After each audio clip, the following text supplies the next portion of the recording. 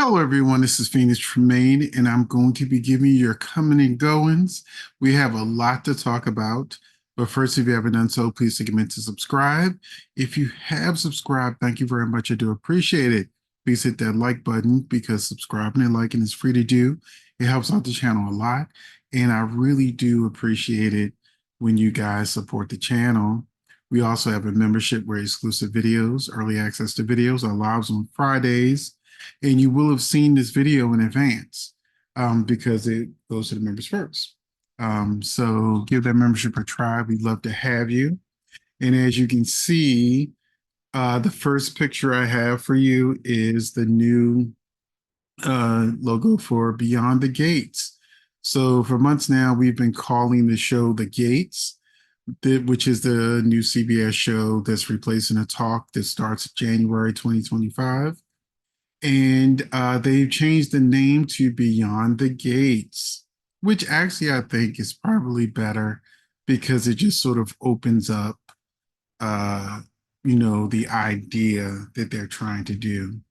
But they have now announced three ladies who are cast, and I'm sure we're going to be getting a lot more casting notices since I think they start filming, I think it's like November 2nd or November 3rd. But the first lady we're going to talk about is Daphne Duplay.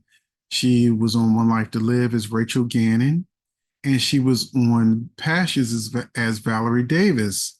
Now, Valerie Davis is a hard character to explain because she shared this role with Philip Jean Marie because Passions just went off the rails. And I love Passions, and I actually didn't get to see the end of it because that's when they moved to DirecTV. But Passions was played by as Vincent and Valerie, and it's a whole lot because it's not a trans story. It's just a weird story. And I even decided I might even do a video when I was reading up on it, as I was reading up on these three ladies and there's the things they've done on soaps. I started reading the whole Vincent Clarkson story, and it is a lot. Next, we have someone you'll probably definitely recognize if you're a Bold and Beautiful fan, Carla Mosley. She played Maya Avant, and she was on Young and Restless for 10 episodes, filling in as Amanda Sinclair. And, we look forward to Carla Mosley. She's a very good actress, and I can't wait to see her in this new character. We also have Tamara Tooney. She was on As the World Turns as Jessica Griffin Harris for 1,307 episodes. So she was a regular on that show. I never watched As the World Turns, but I have seen her because she did 226 episodes of Law and Order SVU.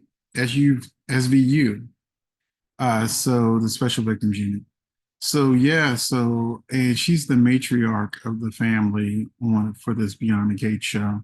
So I'm very excited to see uh more castings, and let me know in the comment section, are you excited as well?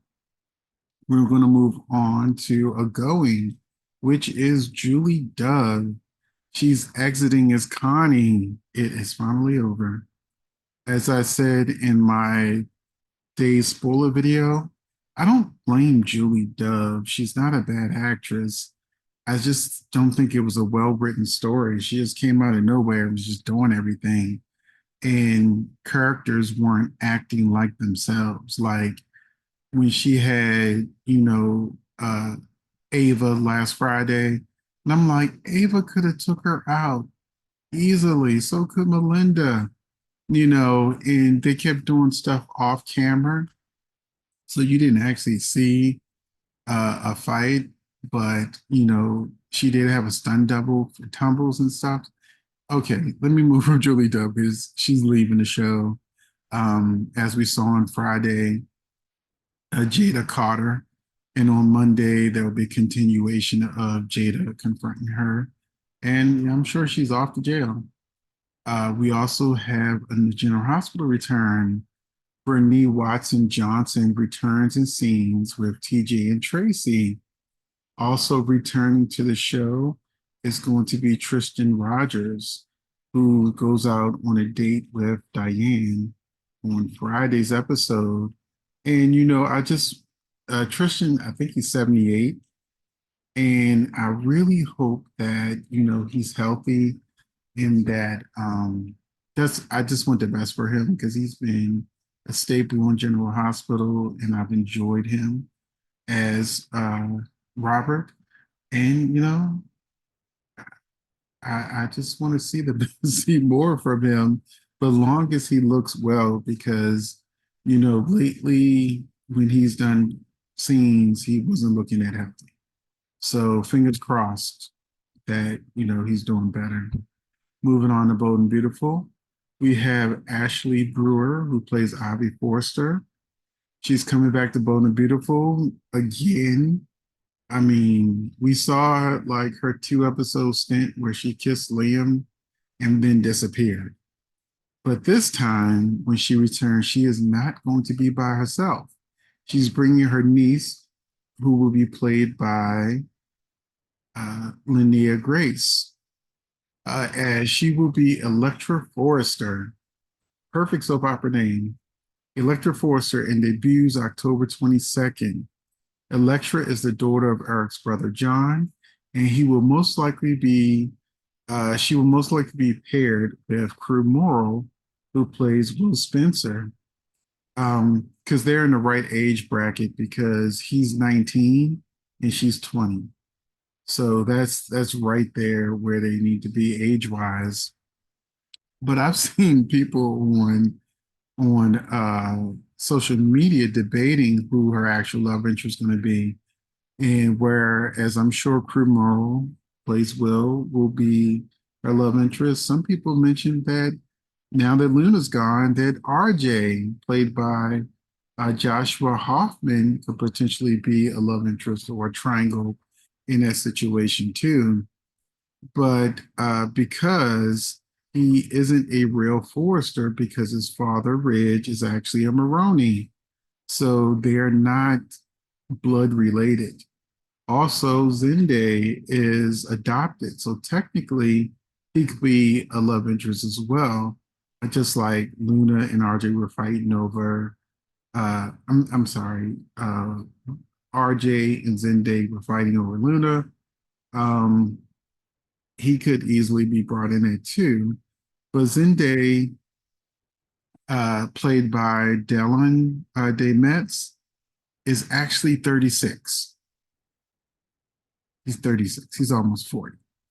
So even though he looks young, I think the ages don't match with those two. And the actress playing Electra is only 20, Crew Morrow's 19, and RJ is 24. So the three of them are still kind of in that same age range, but RJ is still technically a Forrester, and that's little, little too much, a little too much. So let me know in the comment section what you think. Do you think it would be weird for RJ or Zende to want to date Electra, even though she's 20 and they're kind of related, but not by blood?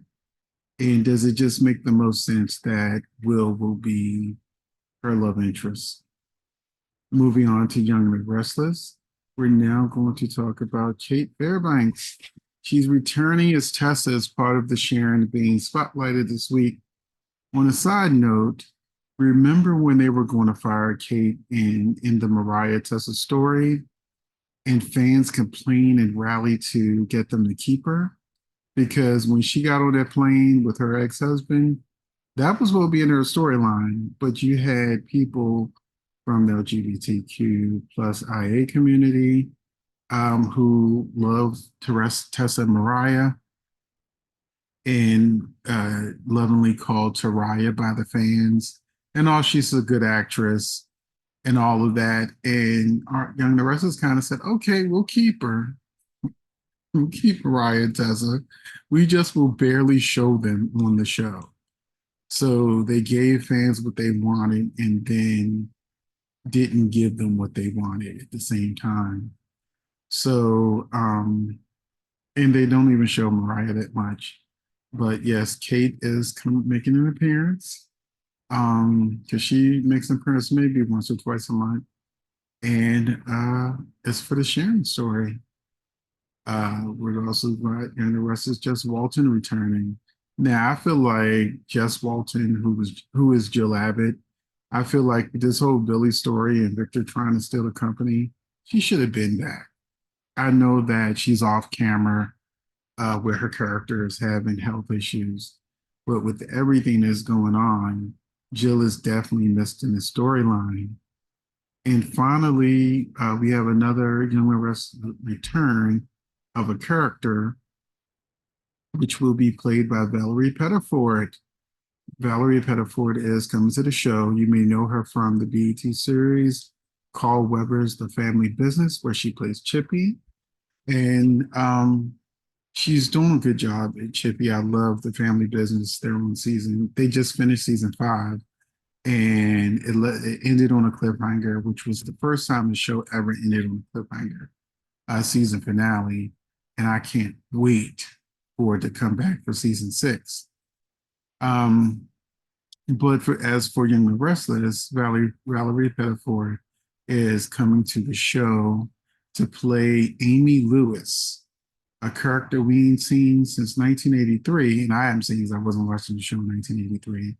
I was 10. But October 29th is her date to debut as the new Amy Lewis. This role was originally played by Stephanie E. Williams in 1983. She worked as Paul and Andy's secretary at their private investigator agency, and her exit was prompted Paul to hire Lynn in her stead. She was far more, though, than just an occasional co-worker, as she was friends with a much younger crowd back then, including Danny, Lauren, and Tracy. In fact, they all used to join Danny on stage when he toured. On top of that, she dated Nate's father, Nathan, and when she discovered he was illiterate, she took it upon herself to teach him to read and write. So right there, we know that she has a connection to Danny, Lauren, Tracy, and Nate. And I look forward to seeing what brings her to town. Hopefully, it's better than the return of Mamie because they kind of sputtered out. And also, I want to add, I didn't put it in my notes, but she was also on the TV show Half and Half. So those of you who watched Half and Half and loved that sitcom, Valerie Pettiford was on that show as well. So that's it for now. Thank you for watching, and I will see you in the next video.